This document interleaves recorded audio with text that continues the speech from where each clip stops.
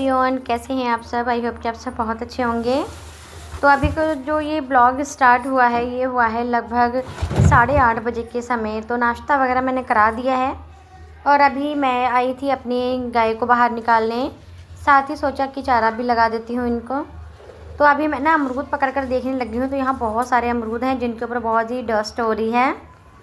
धूल मिट्टी से अमरूद जो होते हैं ना उनका कलर बहुत बेकार हो जाता है और बैक्टीरिया वगैरह भी लग जाते हैं। कई बार कीड़े मकोड़े भी होते हैं जो उनमें छेद कर देते हैं, डंक मार देते हैं। तो मेरा इरादा है कि जहाँ जहाँ ज़्यादा हैं अमरूद या फिर जो ज़्यादा मोटे हैं, जो पकने वाले हैं, उनको कवरिंग कर देती हूँ। इससे काफ़ी अच्छा रिज़ल्ट देखने को मिलता है फलों पर। तो मुझे पास में एक कपड़ा पड़ा नज़र आया जिसमें मैं चारा लेकर आती हूँ खेत से। तो मैंने सोचा कि इसी कपड़े को बांध देती हूँ क्योंकि ये काफ़ी बड़ा साड़ी का कपड़ा था। और ये जो साइड में अमरूद लटक रहे हैं यहाँ से हमारी गौ माता भी खा लेती है ऊपर मुँह करके। तो ये सारे ही अमरूद इस कपड़े के अंदर कवर हो जाएंगे। तो देखिए मैंने पूरे पर कपड़ा बांध दिया है। साइड में जितने भी अमरूद लटक रहे थे वो सारी टहनियों के ऊपर कवर हो गया है। और जो मोटे मोटे अमरूद हैं उनको मैं अलग पॉलीथीन से कवर कर दूँगी। तो इस तरह से आप देखना, कभी बागों में आपने देखे होंगे अमरूद के पेड़, तो उनके ऊपर भी ना बैगिंग नज़र आती है। क्योंकि ये जो अमरूदों के ऊपर, फलों के ऊपर बैगिंग कर देते हैं, इससे अमरूद और ये जो भी फल होते हैं एकदम सेफ़ निकलते हैं। कोई गंदगी नहीं, कोई कीड़ा नहीं, कलर बहुत अच्छा निकलता है। तो इसलिए खाने में भी स्वाद लगते हैं और अगर बेचने के काम में होते हैं तो बिकने में भी इनकी कीमत बहुत अच्छी लगती है। तो आज मैंने सारे ही अमरूदों को कवर कर दिया है। कुछ बहुत ऊंचाई पर भी थे तो मैंने उनको भी कवर कर दिया है। तो देखिए इस तरह से इनकी कवरिंग हो चुकी है। बहुत मोटे मोटे अमरूद हैं।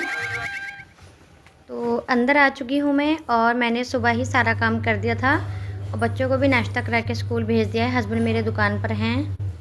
तो बच्चों के तैयार होने के बाद भी मुझे तो घर में डस्ट सी नज़र आने लग जाती है और किचन में भी आना जाना लगा रहता है तो वहाँ पर भी डस्ट हो जाती है और गंदगी से नज़र आती है। तो मैं दोबारा फिर से साफ़ सफाई कर देती हूँ। तो मैं एक बार फिर से झाड़ू पोछा कर रही हूँ और मैंने बर्तन वगैरह सब साफ़ कर दिए हैं। 2-3 बर्तन हैं वो मैं और साफ़ कर लूँगी, फिर खाना बनाने का काम रह जाएगा। तो वैसे तो मैं सुबह 4 बजे उठकर सारा काम निपटा लेती हूँ, लेकिन बच्चों वाली फैमिली में ना फिर से दोबारा से बच्चे स्कूल जाते हैं, कपड़े इधर उधर फेंक जाते हैं, निकाल कर नहाते धोते हैं, तो बहुत सारे ना काम फिर से हो जाते हैं साफ़ सफाई के। तो मैं दोबारा से सफाई कर रही हूँ। वैसे आप देख सकते हैं कि हमारे घर में कलर होने वाला हो रहा है। तो देखिए मेरा मानना तो ये है कि घर चाहे कैसा भी है, ज़्यादा अच्छा है, महंगा है या फिर हल्का है या फिर पुराना है, उसमें साफ़ सफाई होनी प्रॉपर तरीके से बहुत ज़रूरी होती है। और बच्चों वाली फैमिली में तो साफ़ सफाई बहुत ज़्यादा मैटर करती है। तो इसलिए मैं अपने घर में काफ़ी साफ़ सफाई पर ध्यान देती हूँ। तो अपने किचन को भी साफ़ सुथरा रखने की पूरी कोशिश करती हूँ और कोशिश करती हूँ कि किचन के अंदर हम चप्पल पहनकर ना जाएं, क्योंकि यहाँ पर खाना वगैरह बनाना होता है। कभी कभी सब्जियाँ भी नीचे गिर जाती हैं। तो अब थोड़े से कपड़े थे जिन्हें मैंने बाथरूम में मसल लिया था, सरफ़ में मैंने वहीं पर धो लिए थे। अब मैं पानी निकालूंगी यहाँ पर। तो नल से धोने के लिए मैं यहाँ नल पर ले आई हूँ। जो हमारी टैंकियाँ हैं उनमें थोड़ा पानी कम आता है तो मैं सोचती हूँ कि नल पर ही धो लूँ, लेकिन कभी कभी नल चलाने में ना कमर में दर्द होने लग जाता है जब ज़्यादा कपड़े होते हैं। तो मैं कुछ टैंकी से भी धो लेती हूँ। तो मुझे इकट्ठे गंदे कपड़े बिल्कुल पसंद नहीं हैं। मैंने आज तक कभी भी गंदे कपड़ों को इकट्ठा करके वॉशिंग मशीन में या फिर बाथरूम में नहीं रखा है।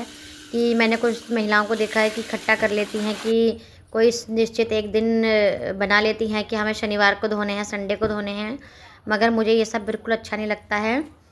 मैं रोज़ाना जितने भी कपड़े होते हैं डेली के धोती हूँ। उससे बहुत बड़ा फ़ायदा होता है कि हमारे घर में गंदगी नहीं पड़ती है। क्योंकि गंदे कपड़े रखे रहते हैं ना तो मन में वही दिमाग में घूमता रहता है कि अभी तो कपड़े धुलने बाकी हैं और मुझे उस दिन धोने हैं। फिर कभी कभी जो निश्चित हम दिन निश्चित करते हैं धोने के लिए, उनमें भी कोई काम निकल आता है कहीं जाने आने का, तो फिर पड़े रह जाते हैं। तो इस तरह से ना ये एक नकारात्मक सोच होती है जो हमारे अंदर बस जाती है। तो मैं छत पे कपड़े डालकर आ गई हूँ और अब अपने किचन में आकर सब्जियों को रख रही हूँ। छोटी छोटी बकेट है, इनके अंदर सब्जियों को लगा कर रख रही हूँ।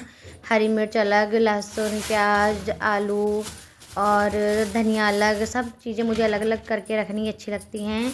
इससे ख़राब नहीं होती है बिल्कुल भी। सब्जियों को हम अलग अलग कर लेते हैं तो दबाव नहीं पड़ता है। अगर हम हरी सब्जियों को एक दूसरे के ऊपर चढ़ा चढ़ा के रख देंगे तो वो दब जाती हैं नीचे की और ख़राब हो जाती हैं। तो मैं हरी मिर्च नींबू अलग रख देती हूँ। अदरक धनिया और प्याज जो भी सब्जियाँ कम बचती हैं उन्हें एक चीज़ में डाल देती हूँ। तो इस तरह से सभी सब्जियों को उठाकर एक साइड में रख देती हूँ। थोड़े से बर्तन थे तो उनको भी धो लेती हूँ। साथ ही सिंक भी साफ़ करनी है मुझे, क्योंकि मैं जैसे बर्तन साफ़ करती हूँ ना सिंक को उसी समय साफ़ करना पसंद करती हूँ, वरना सिंक अच्छी नहीं लगती है। सिंक का साफ़ होना बहुत ज़रूरी होता है, इसमें छोटा छोटा कचरा भी गिर जाता है।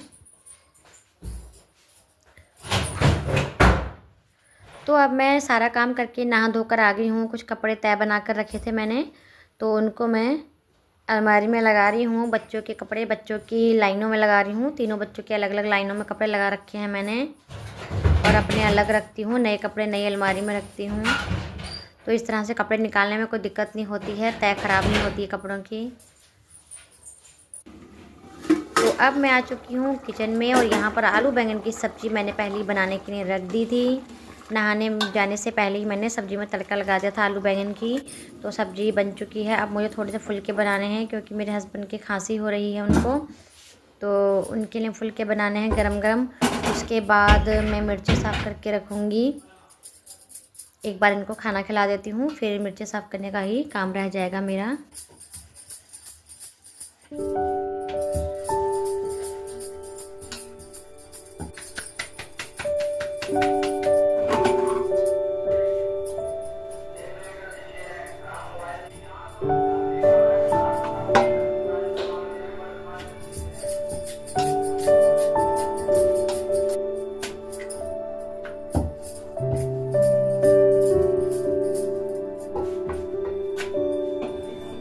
तो वैसे तो हमारे घर पर दोपहर के खाने में हमेशा चावल ही बनाए जाते हैं। सुबह में नाश्ता कर लेते हैं पराठों का, ये रोटी पूरी जो भी बनानी होती हैं। दोपहर में लंच में चावल ज़रूर बनाती हूँ मैं सब्ज़ी के साथ, और शाम को भी रोटी चावल की और गेहूँ की। तो अभी जब से बच्चों को जुकाम खांसी हो रहा है तो चावल थोड़े स्किप करने पड़ रहे हैं, या फिर तब बनाती हूँ जब बच्चे स्कूल से आने वाले होते हैं, या फिर 10-15 मिनट रह जाते हैं तभी बनाने के रख देती हूँ। तो बच्चे गरम गरम खा लेते हैं, तो इतनी ज़्यादा नुकसान नहीं देते हैं शरीर को। और साथ ही चावलों के अंदर 2 लौंग डाल देती हूँ, तो उससे ज़्यादा ठंडे का असर नहीं होता है बच्चों के शरीर में। तो अभी खाना बन चुका है, मैं खाना इनको सर्व कर रही हूँ। अपने हस्बैंड को खाना करके बाहर धूप में चारपाई पे रख देती हूँ।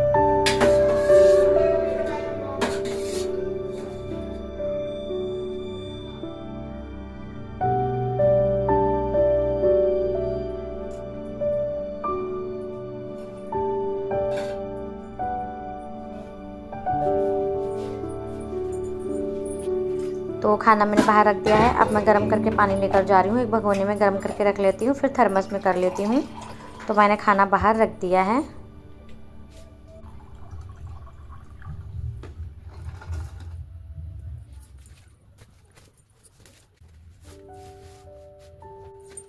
तो अपने हस्बैंड को खाना खिलाने के बाद बर्तन में धोकर रखाई हूँ, और अब मैं आ चुकी हूँ बाहर मिर्चें लेकर। तो यहाँ पर आप देख सकते हैं लाल साबुत मिर्चें हैं, तो इनकी मुझे जो डंडियाँ हैं वो तोड़नी हैं।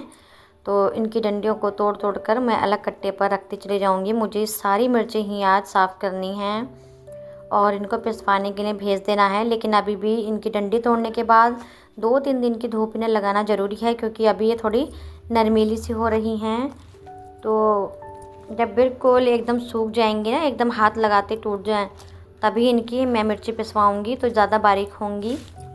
क्योंकि अगर दरदरा मिर्ची होंगी तो कोई फ़ायदा ही नहीं पिसवाने का। तो काफ़ी दिन से मिर्ची रखी थी, आज फाइनली इनको भी मैंने साफ़ कर लिया है। तो इनकी डंडियों को इस समय तोड़ते हुए कोई हाथों में मिर्ची का एहसास नहीं होता, मिर्ची नहीं लगती हैं। लेकिन अगर गर्मियों में थोड़ी सी भी ये मिर्ची तोड़ लो ना, तो एकदम ऊपर मिर्ची लगने लग जाती हैं, हाथों पर लगने लग जाती हैं। तो देखिए धीरे धीरे मैंने सारी ही मिर्चों की डंडियाँ तोड़ दी हैं। अब मैंने सुखा के फिर पिसने भेज दूँगी। तो समय भी काफ़ी हो गया है, देखिए ठंड आ गई है मेरे ऊपर और बच्चे भी स्कूल से आ गए हैं। तो गाइस आज की वीडियो पसंद आए तो एक लाइक और चैनल को सब्सक्राइब ज़रूर करें। तो मिलती हूँ किसी न्यू वीडियो